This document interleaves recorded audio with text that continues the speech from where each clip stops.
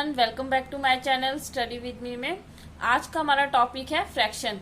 आज के इस टॉपिक में हम जानेंगे कि what is a fraction, types of fraction और फ्रैक्शन से रिलेटेड क्वेश्चन भी करेंगे, जिससे आपको फ्रैक्शन अच्छे से क्लियर हो जाएगा। तो चलिए स्टार्ट करते हैं। पहले इसकी डेफिनेशन देखते हैं।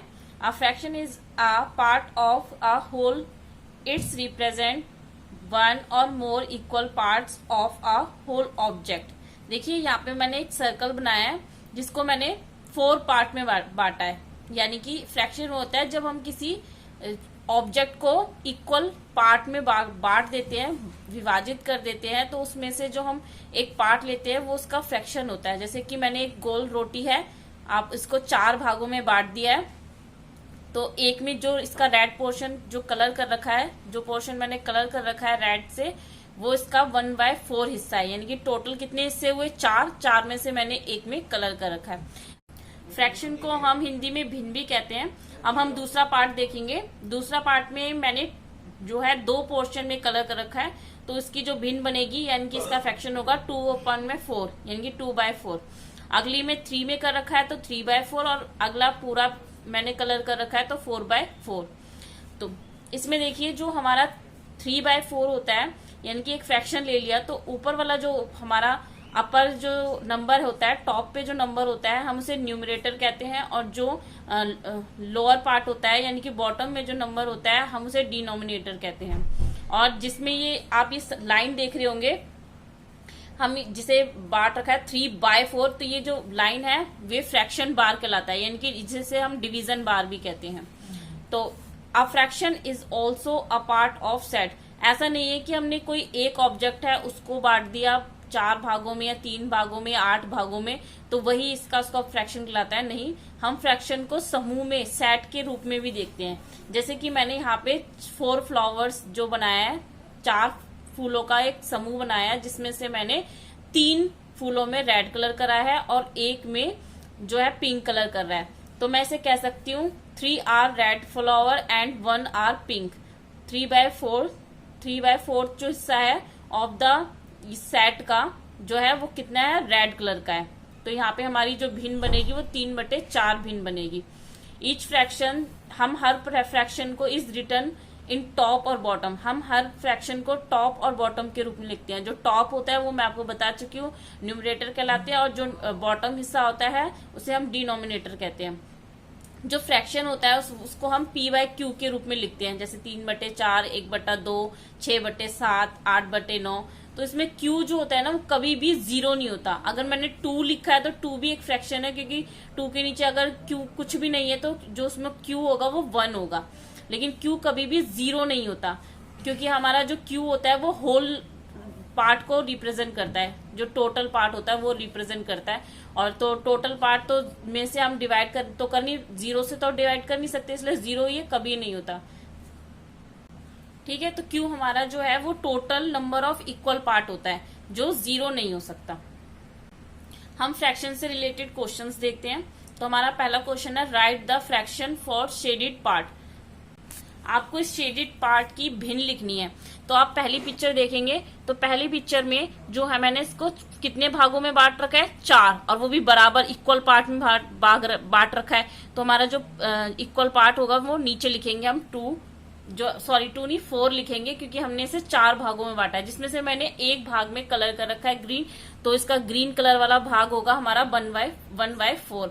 ऐसे ही रेड कलर वाला हमारा भाग होगा 3/4, क्योंकि 4 भाग है जिसमें से मैंने 3 में कलर कर रखा है। अगला देखिए, मैंने जो डायग्राम है उसको 2 भागों में बांटा है, तो टोटल नंबर जो पार्ट होंगे इक्वल वो नीचे लिखेंगे, और जिसमें कलर कर रखा है वो ऊपर लिखेंगे। तो ये हमारी फ्रैक्शन बन गई 1/2। इससे रिलेटेड एक क्वेश्चन और आता है, right 2 equivalent fraction of each. Equivalent fraction का मतलब होता है समतुल्य भिन्न, यानी कि आपको ऐसी भिन्न लिखनी है जिसको आप लोएस्ट फॉर्म में लिखेंगे तो 1/4 ही आएगा। तो आप कैसे इसे लिखेंगे? देखिए, अगर मैं इसको 1 से मल्टीप्लाई करूं तो यही सेम आएगा, है ना। तो मैं क्या करूंगी, इसको 2 से मल्टीप्लाई करूंगी, बोथ इक्वल नंबर से करनी है मल्टीप्लाई, ऊपर नीचे दोनों। तो ये हमारी फ्रैक्शन आएगी 2/4 2 जा 8। तो ये हमारी 1/4 की एक इक्वलेंट फ्रैक्शन हमारी होगी 2/8। ऐसी इसकी और ज्ञात करने के लिए हम इसे 3 से मल्टीप्लाई कर सकते हैं। तो ये हो जाएगा हमारे 3 3 को 1 से करेंगे 3, 4 3 ज़ा 12। ऐसे ही हम एक और निकाल लेते हैं। मैं इसे 5 से मल्टीप्लाई करती हूँ, 4 से भी करके कर सकते हैं आप। 5 1 जा 5, 5 4 जा 20। अब देखिए मैं 3/12 को अगर मैं इसको लोएस्ट फॉर्म में लिखूंगी, इसे काटूंगी तो मेरा 1/4 ही आएगा। ठीक है, तो ये इक्वलेंट फ्रैक्शन होती है। ऐसे ही आप 3/4 का करेंगे तो मैं इसे 2 से मल्टीप्लाई करूंगी फर्स्ट। 3 2 जा 6, 4 2 जा 8।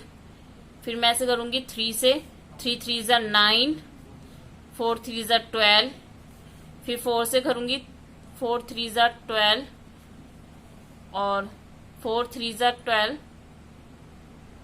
और 4 4 जा 16।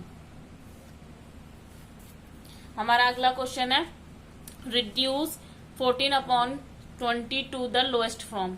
लोएस्ट फॉर्म में आपको इसको लिखना है, यानी कि सबसे पहले आप ऐसा टेबल देखेंगे जिसमें 14 और 20 दोनों आता है। तो हमारे पास जो है वो 2 का टेबल है जिसमें 14 और 20 दोनों आता है। ठीक है, तो हम इसे 2 से डिवाइड कर देंगे।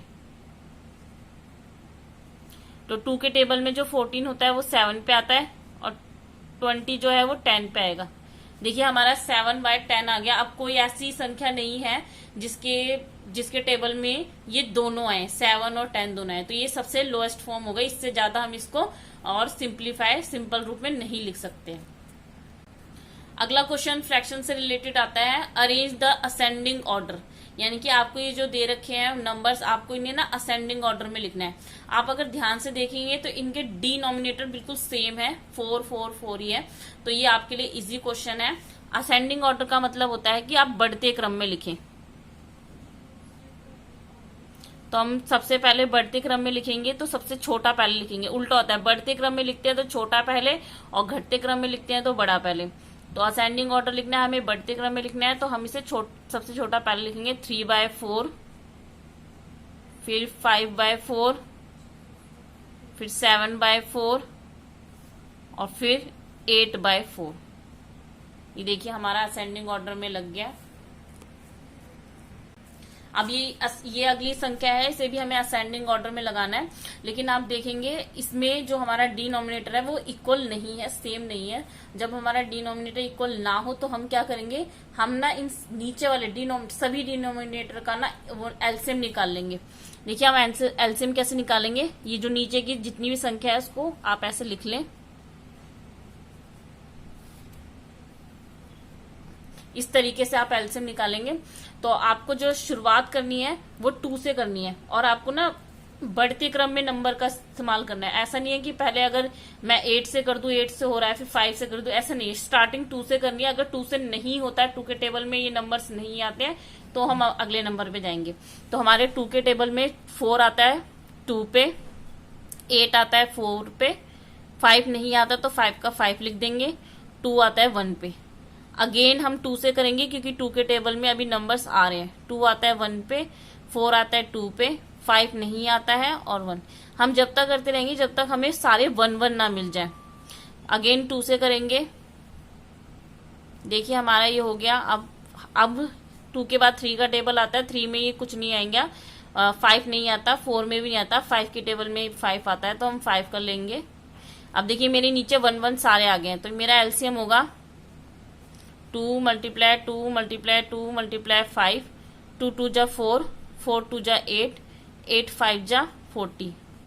तो हमारा एलसीएम जो है 40 आ गया है। आगे आपको क्या करना है, आपका जो एलसीएम 40 आया है, आप सबसे पहले मैं आपको ध्यान से देखना, मैं बता रही हूँ कि आगे आपको कैसे सॉल्व करना है। इन सारी जो फ्रैक्शन आपको ये भिन्न दे रखी है, आपको इन सब भिन्नों को नीचे डिनोमिनेटर को इन भिन्नों को इक्वल करना है ताकि आप जो है असेंडिंग ऑर्डर में से लगा सके। तो आप क्या करेंगे, पहले हम भिन्न लिखते हैं 1/4। आपको देखना है 4 के टेबल में जो आपका एलसीएम आया है वो कितने पर आता है। तो 4 के टेबल में एलसीएम जो 40 है वो 10 पर आता है। तो आप ऊपर नीचे यानी कि आप न्यूमरेटर और डिनोमिनेटर दोनों को ही 10 से मल्टीप्लाई करें तो आपका आएगा 10/40। इसी तरीके से आप दूसरा करें। 8 के टेबल में 40 कितने पर आता है, 5 पे, तो आप 5 से मल्टीप्लाई करें ऊपर नीचे दोनों। 5 2 जा 10, 8 5 जा 40। अगला है 3/5। 5 की टेबल में 40 कितने पे आता है? 8 पर, तो 8 से मल्टीप्लाई करें।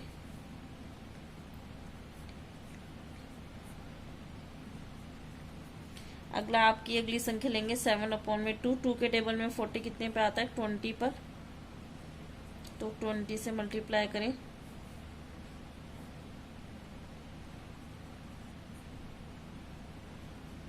अब आप देखेंगे इन सबके जो डिनोमिनेटर है वो इक्वल हो गए हैं। आप इसे आसानी से असेंडिंग ऑर्डर में लगा लें। तो सबसे छोटा जो हमारा है वो 1, ये और ये जो 5 2 10 और 1 को 10 से मल्टीप्लाई करेंगे तो 10 आएगा। 4 10 40, 5 2 10, 8 5 40। ये दोनों आपका इक्वल आया तो अब इन्हें इक्वल वे में लिख देंगे।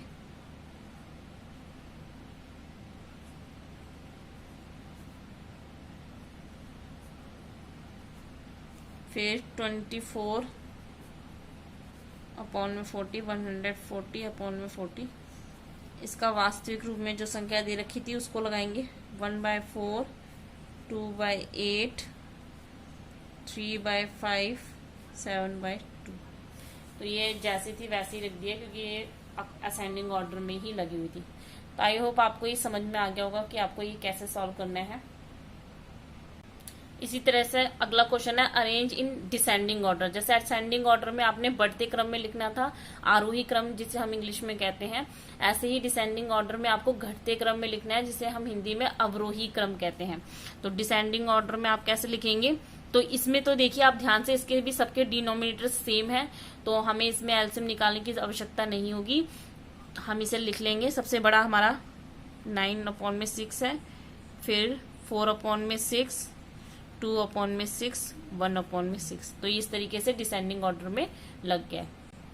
देखिए एक अगला क्वेश्चन है ये 4/3, 6/5, 2/8, 1/4। आपको इसको भी डिसेंडिंग ऑर्डर में लगाना है। तो इसमें जो डिनोमिनेटर है वो इक्वल नहीं है तो आप क्या करेंगे? आप इनके एलसीएम ले लेंगे। 3, 5, 8, 4 जैसे हमने पहले उसके लिए थे। तो 2 से स्टार्ट करते हैं। 2 के टेबल में 3 नहीं आता, 5 भी नहीं आता, तो हम इसको एज इट इज उतार लेंगे। 2 के टेबल में 8 जो होता है वो 4 पे आता है और 2 जो होता है वो 2 पे आता है। अगेन 2 से करेंगे क्योंकि मैंने आपसे कहा था जब तक 2 के टेबल से संख्या डिवाइड हो रही है तब तक हम 2 के टेबल से ही करते रहेंगे। तो 3 और 5 को एज इट इज उतार लेते हैं। 4 2 के टेबल में 4 2 पे आता है और 2 1 पे आता है। अगेन 2 से हमें तब तक करते रहना है जब तक हमें नीचे 1 1 ना मिल जाए। 2 के बाद हम 3 से करेंगे। अगेन हम 5 से करेंगे। देखिए अब नीचे 1 1 आ गया है तो हमारा एलसीएम क्या होगा? 2 × 2 × 2 × 3 × 5, 2 2 जा 4, 4 2 जा 8, 8 3 जा 24, 24 को हम 5 से मल्टीप्लाई करें तो हमारा आएगा 120। तो हमारा जो एलसीएम है वो 120 आया। तो हम इसे चेंज करेंगे। 3 के टेबल में 120 जो होता है वो 40 पे आता है तो हम इसे ऊपर नीचे दोनों को 40 से मल्टीप्लाई करेंगे तो हमारा आएगा 4 3 जा 12 0, 4 4 जा 16। ऐसे ही 5 के टेबल में 24 पे आता है 120 तो हम इसे 24 से मल्टीप्लाई करेंगे, हमारा ये आंसर आएगा। अगला है 8 के टेबल में 120 जो है 15 पे आता है तो हम 15 से करेंगे। 30/120। 4 के टेबल में 30 पे आता है तो हम 30 से करेंगे। आपको ऊपर नीचे दोनों को सेम संख्या से ही मल्टीप्लाई करना है।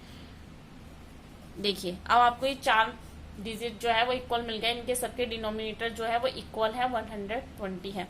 आपको लगाना है इसे डिसेंडिंग ऑर्डर में। डिसेंडिंग ऑर्डर का मतलब क्या होता है?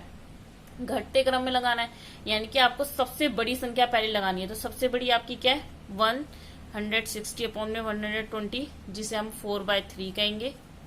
दूसरी क्या है आपकी? 144/120 यानी कि 6/5। फिर जो है हमारी अगली संख्या है, ये दोनों आपकी संख्या इक्वल है तो हम इसको इक्वल वे में लिख देंगे।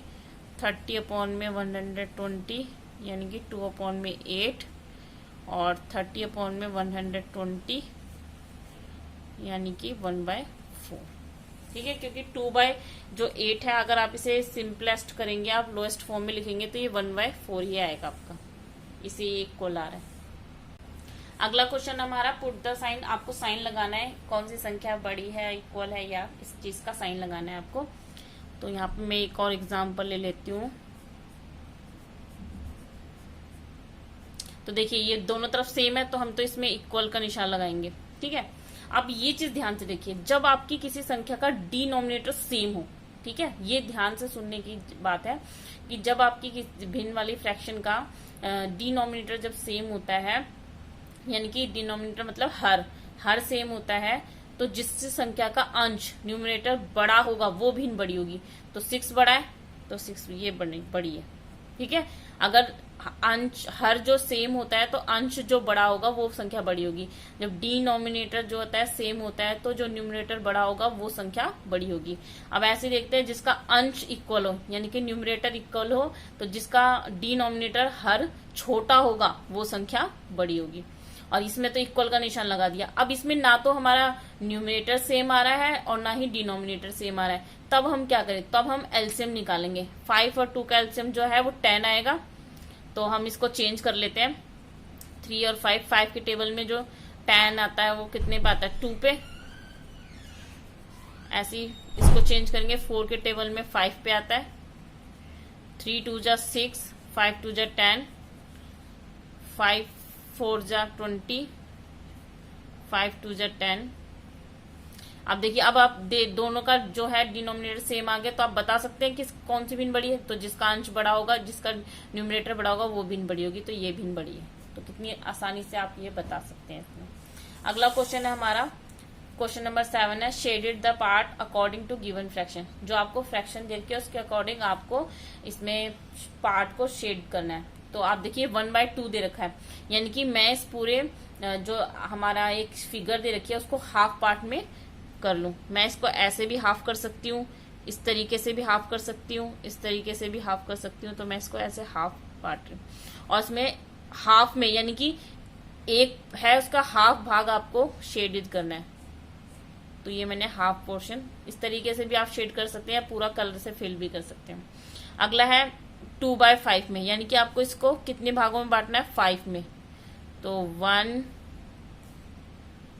2 3 4 5, तो ये आप इक्वल भाग में बांट दो 5 में, और उसमें 2 में थोड़ा इक्वल, ये छोटा रह गया, इधर ज्यादा हो गया, तो आप इक्वल पेंसिल से करना, इक्वल हो जाएंगे। ठीक है, और इसमें 2 में कलर कर दो,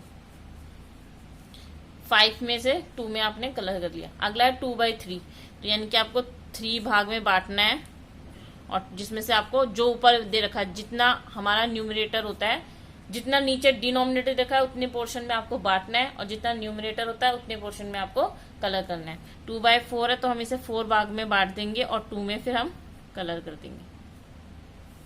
अगला क्वेश्चन है, fill in the box for the following equivalent fraction. Equivalent fraction मैंने आपको बताई थी कि जिसको हम सिंपलेस्ट में करेंगे तो वो जिसकी भी इक्वलेंट होगी वो दोनों इक्वल होंगी। अब जैसे ये आप इक्वल, आपको ये फॉर्म इसमें बॉक्स दे रखा है, आपको इसमें भरना है। तो नीचे डिनोमिनेटर्स का 10 है, यानी कि 5 को हम किससे मल्टीप्लाई करेंगे, 10 आ जाए 2, तो ऊपर वाली संख्या को भी 2 से इक्वल से ही करेंगे। 2 2 जा 4, ऐसे 8 5 जा 40, तो 6 5 जा 30। 1 को 25 से मल्टीप्लाई करेंगे तो 25 आएगा, तो 4 को 25 से करेंगे तो 100 आएगा।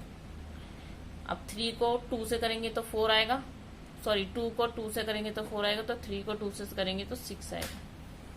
इस तरीके से ये हमारा हो गया। अब बात करते हैं टाइप्स ऑफ फ्रैक्शन की, कि फ्रैक्शन भिन्न कितने प्रकार की होती है। तो पहली है हमारी unit fraction. A fraction which has one of a numerator is a unit fraction, कि अगर कोई भी ऐसे भिन्न है जिसका न्यूमरेटर 1 है तो वो जो है यूनिट फ्रैक्शन होती है, जैसे 1/3, 1/7, 1/16, 1/12 एक्सेट्रा।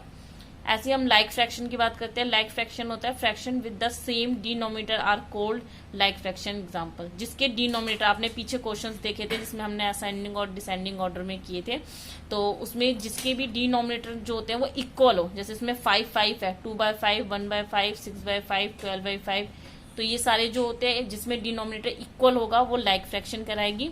और इसके अपोजिट जब डिनोमिनेटर इक्वल नहीं होता तो वो अनलाइक फ्रैक्शन कहलाती है। जैसे fraction with different denominator are called unlike fraction. Example में दे रखा है 6/3, 2/4, 1/6, 4/8।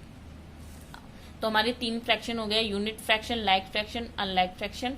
अगली है प्रॉपर फ्रैक्शन। प्रॉपर फ्रैक्शन क्या होता है? A fraction in which the numerator is less than the denominator is called a proper fraction.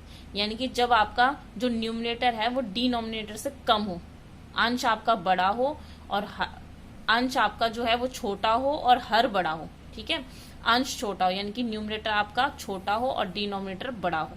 Numerator जो है वो डिनोमिनेटर से लेस देन हो, कम हो। जैसे इसमें 4/5 है तो 4 हमारा जो है 5 से छोटा है, ये 5 है। और इम्प्रॉपर फ्रैक्शन बिल्कुल इसके अपोजिट होता है। जैसे इसमें जो अंश न्यूमरेटर छोटा होता है, डिनोमिनेटर बड़ा होता है, ऐसे ही इम्प्रॉपर फ्रैक्शन में जो है वो डिनोमिनेटर जो है वो छोटा होता है और न्यूमरेटर बड़ा होता है। A fraction in which the numerator is greater than, और इक्वल भी होता है, कई बार इक्वल भी होता है, ठीक है, to the denominator is called an improper fraction. Example में आप देखिए 5/2 देखिए, तो जो 5 है हमारा जो न्यूमरेटर है वो डिनोमिनेटर से बड़ा है। इसमें इक्वल भी होता है, तो इक्वल में आप मैंने एग्जाम्पल दिया 4/4, तो दोनों इक्वल ही है। एक फ्रैक्शन और है मिक्स्ड फ्रैक्शन। तो मिक्स्ड फ्रैक्शन किसे कहते हैं? Uh mixed fraction is the sums of natural number and proper fraction. यानी कि नेचुरल और प्रॉपर फ्रैक्शन का जो सम्स होता है उसे हम मिक्स्ड फ्रैक्शन कहते हैं। एग्जाम्पल के थ्रू मैं आपको समझाती हूँ। यहाँ मैंने 3 सर्कल लिए हैं, जिसमें 2 सर्कल में मैंने फुल कलर करा है, पूरा फुल कलर कर दिया है, और जो 3rd सर्कल है उसमें मैंने 3/4 हिस्से में कलर किया है, एक हिस्सा उसका छोड़ दिया है। तो ये पूरे में कलर है तो हम इसे लिख सकते हैं 1, ये पूरा पोर्शन है तो हम 1, और ये 3/4 पोर्शन है तो 3/4, तो 1 और 1 2 हो गया। तो 2 जो हमारा है वो नेचुरल नंबर है और 3/4 जो है वो हमारा प्रॉपर फ्रैक्शन है। तो ये 2/2 सही 3/4 जो हमें मिक्स फ्रैक्शन प्राप्त हो गई। इससे रिलेटेड क्वेश्चन देखते हैं, change a mix fraction in proper improper fraction. तो यहाँ पे आपको एक मिक्स फ्रैक्शन दे रखी है, आपको इसे प्रॉपर में चेंज करना है। तो हम इसे चेंज करने के लिए हम ये फॉर्मूला इस्तेमाल करेंगे, natural number multiply denominator plus numerator upon में डिनोमिनेटर। तो हम 8 को जो है वो 2 से मल्टीप्लाई करेंगे तो हमारा 16 आएगा, और उसमें जो हमारा डिनोमिनेटर है, जो हमारा न्यूमरेटर है उसे प्लस करेंगे तो हमारा 16 + 7 23, और नीचे डिनोमिनेटर तो 8 है ही हमारा। तो हमारी भिन्न बन गई है मिक्स्ड फ्रैक्शन से, जो हमने कन्वर्ट करके प्रॉपर फ्रैक्शन इम्प्रॉपर फ्रैक्शन बनाया है वो है 23/8। एक क्वेश्चन और देख लेते हैं। तो हम 4 को 5 से मल्टीप्लाई करेंगे तो 20 आएगा, 20 में 1 ऐड करेंगे तो 21/4। अगला क्वेश्चन है कन्वर्ट इन मिक्स फ्रैक्शन, यानी कि आपको एक फ्रैक्शन दे रखी होगी, आपको उसको मिक्स फ्रैक्शन में बदलना है। तो उसके लिए आप इस्तेमाल करेंगे फॉर्मूला क्वोशिएंट, रिमाइंडर और डिवीजर, यानी कि आप उसे भागफल कहते हैं, रिमाइंडर को शेषफल कहते हैं, डिवीजर को हम भाजक कहते हैं। तो आप इसे कैसे करेंगे?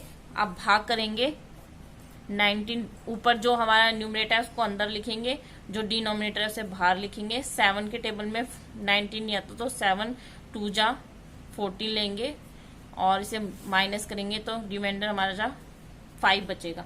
तो हमारी ये जो मिक्स फ्रैक्शन में हम इस तरीके जो हमें ये फॉर्मूला लिखा है इसके अकॉर्डिंग हम मिक्स फ्रैक्शन लिखेंगे। भागफल यानी कि क्वेश्चन जो हमारा जो है वो 2 है, और जो हमारा रिमाइंडर है वो 5 है, और डिवीजर जो है हमारा 7 है। तो हमारी मिक्स फ्रैक्शन हो गई 2/5/7, 2/5/7 मिक्स फ्रैक्शन हमें मिल गई। तो आज की वीडियो में बस इतना ही। अब मैं अपनी नेक्स्ट वीडियो में आपको जो है फ्रैक्शन है उसका सब्ट्रैक्शन और एडिशन, मल्टीप्लिकेशन और डिवाइड भी करना सिखाऊंगी। तो अपनी अगली वीडियो में मिलेंगे फिर से एक नए टॉपिक के साथ। अगर आप में से कोई मुझसे मेरे चैनल पर नया जुड़ा है तो मेरे चैनल को सब्सक्राइब कर ले। आपको ये वीडियो कैसी लगी कमेंट करके जरूर बताएं। अगर वीडियो आपको अच्छी लग रही है तो प्लीज इसे लाइक करें, शेयर करें। तो मिलते हैं अपनी नेक्स्ट वीडियो में। तब तक के लिए घर पे रहिए, सुरक्षित रहिए, मुस्कुराते रहिए और इसी तरीके से पढ़ते रहिए।